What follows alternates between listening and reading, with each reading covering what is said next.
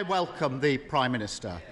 The first British Asian Prime Minister is a significant moment in our national story.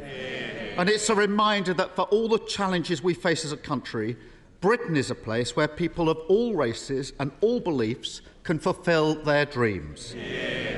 That's not true in every country, and many didn't think that they would live to see the day when it would be true here. It's part of what makes us all so proud to be British. Was his Home Secretary right to resign last week for a breach of security? Prime Minister. Well, Mr. Speaker, can I thank the right honourable gentleman for his kind and indeed generous welcome to the dispatch box. I look forward to Prime Minister's question time with him, and I know that we will have, no doubt, robust exchanges, but I hope that they can also be serious and grown up. So I look forward to it. Well, he asked about the Home Secretary. The Home Secretary made an error of judgment, but she recognised that. She raised the matter and she accepted her mistake. And that's why I was delighted to welcome back into a united cabinet that brings experience and stability to the heart of government. And let me tell you, Mr. Speaker, what the Home Secretary will be focused on. She'll be focused on cracking down on criminals, on defending our borders, while the party opposite remains soft on crime and in favour of unlimited immigration. Mr.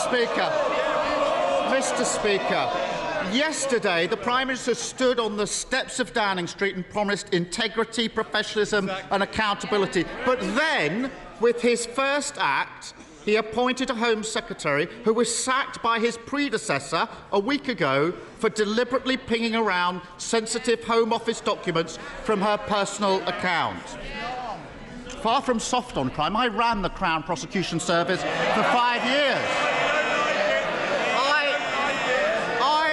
I worked with Home Secretaries to take on terrorists and serious organised crime. And I know firsthand how important it is that we have a Home Secretary whose integrity and professionalism are beyond question. So, have officials raised concerns about his decision to appoint her? Mr. Speaker, I just addressed the issue with the Home Secretary, but he talked about fighting crime. I would hope, Mr. Speaker, I would hope that he would welcome. I would hope that as we look forward, he would welcome the news today that there are over 15,000 new police officers on our street. And the Home Secretary will be supporting them to tackle burglaries. While the party opposite will be backing the lunatic protesting fringe that are stopping working people going about their lives. Keir Starmer. Well, Mr. Speaker, I listened carefully. That was clearly not a no. We can all see what's happened here. He's so weak, he's done a grubby deal, trading national security because he was scared to lose another leadership election.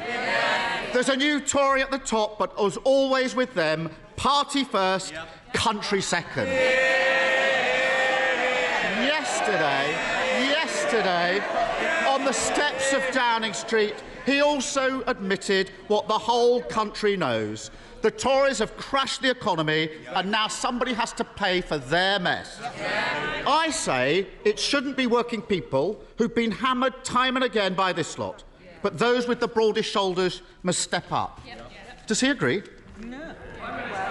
Well, Mr. Speaker, the honourable gentleman talked about party first and country second. Perhaps he could explain to us why it was a few years ago he was supporting the member for Islington North.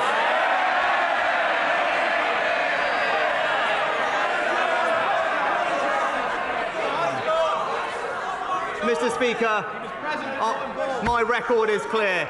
When times are difficult in this country, I will always protect the most vulnerable. That is the values of our compassionate party. We did it in COVID and we will do that again. Mr. Speaker, he says he'll protect the most vulnerable. Let's test that. The government currently allows very rich people to live here but register abroad for tax purposes. I don't need to explain to the Prime Minister how non-dom status works. He already knows all about that. It costs the Treasury £3.2 billion every year. Why doesn't he put his money where his mouth is and get rid of it?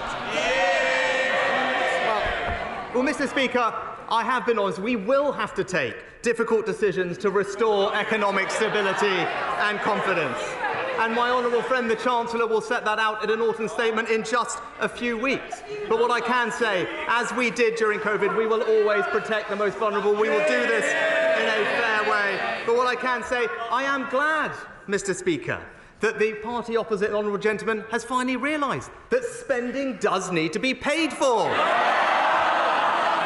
is a novel concept for the party opposite. This government is going to restore economic stability, and we will do it in a fair and compassionate way. Starmer. I know he's been away for a few weeks, but he should have listened to what's been going on the last 2. But anyway, I have to say, I'm surprised he's still defending non-dom status.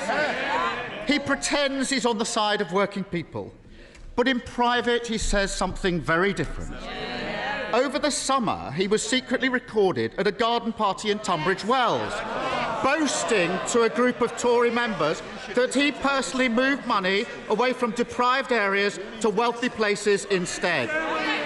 Rather than apologise or pretend that he meant something else, why doesn't he now do the right thing and undo the changes that he made to those funding formulas? Well, Mr. Speaker, I know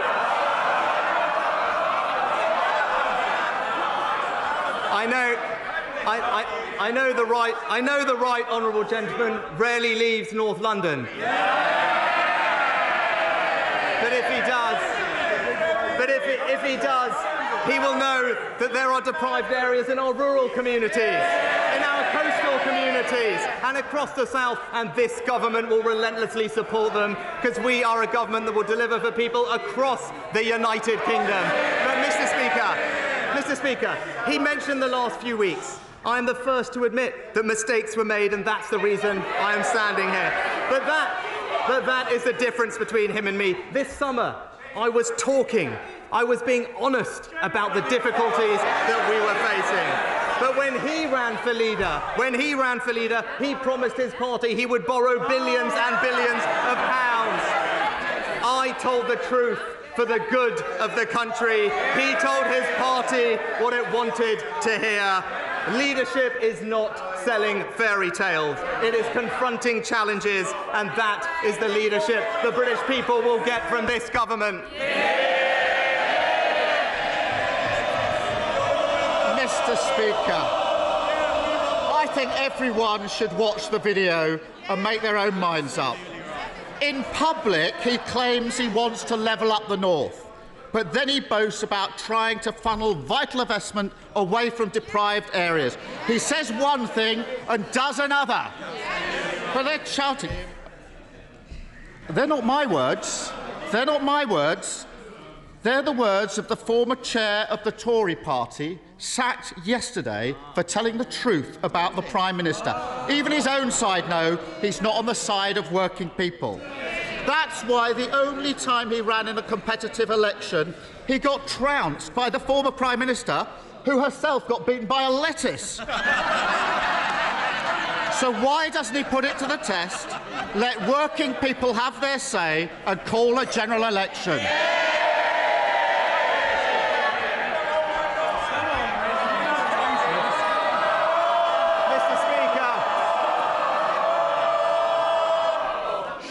Well, it'll take a long time to get through this paper if we carry on like this, Prime Minister.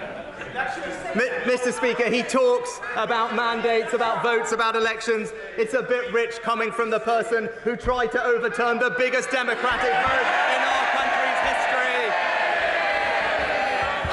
Our mandate is based on a manifesto that we were elected on, to remind him an election that we won and they lost. A mandate that says we want a stronger NHS, better schools, safer streets, control of our borders and levelling up. That is the mandate that I and this government will deliver for the British people.